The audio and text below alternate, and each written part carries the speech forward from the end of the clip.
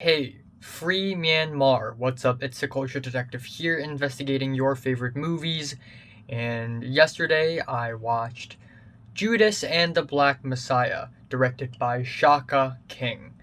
And it is a fantastic movie. So, Judas and the Black Messiah is a movie about Fred Hampton, who is the chairman of the Illinois chapter of the Black Panthers in the late 1960s. And at the same time, we also learn of a character who's also a real person. By the way, all of the events here are based off of true real life events that actually happened. So, this other person, played by Lakeith Stanfield, his name is Bill O'Neill, and he worked for the FBI as an informant, as a rat, pretending to be a Black Panther member working for and with Fred Hampton, when in fact he's secretly working with the FBI, and the FBI, of course, wants to take Black Panther down. And so we have this plot. First of all, yeah, there are no shortage of movies about history, and specifically black history last year. Of course, we have One Night in Miami, which I still haven't watched, but One Night in Miami isn't actually like real. It's a hypothetical movie, and I haven't watched it, so let's put that aside. We have The Trial of the Chicago 7, which isn't exactly about black history, but history nonetheless. It's about the people versus the government, who's incredibly corrupt. And then we have Mangrove by Steve McQueen, of course, which I reviewed a couple weeks ago, a movie that I really, really love, which is about black history in the UK, in London specifically. And now we have this movie.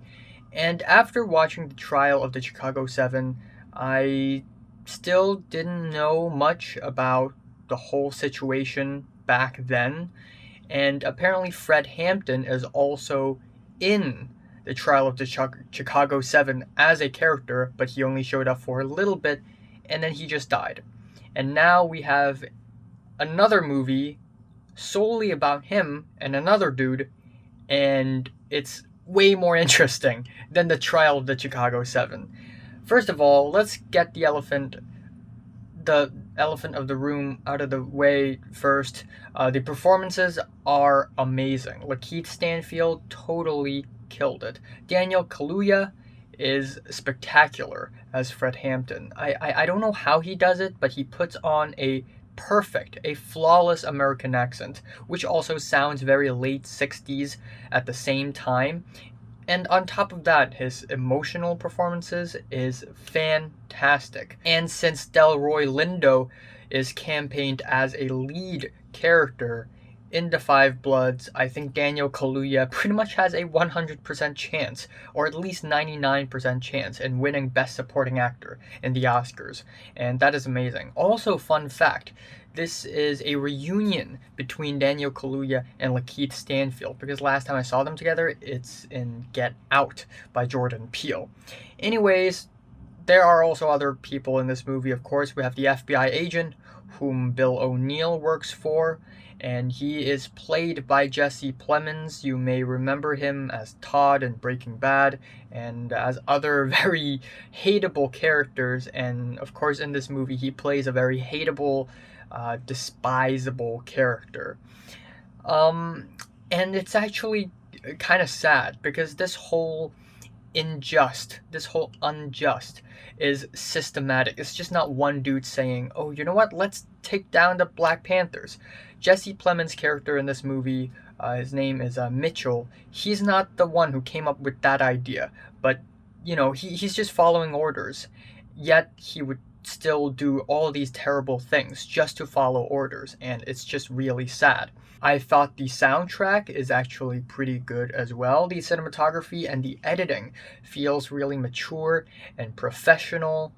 And what I love most about this movie is that, sure, it approaches American racism, American black history, but at a very interesting angle, because the main character is a rat, is a snitch, and we sort of go into the story in his angle and learn about the whole situation from his point of view, and it's just really interesting, and it makes this movie so much more entertaining than I have expected.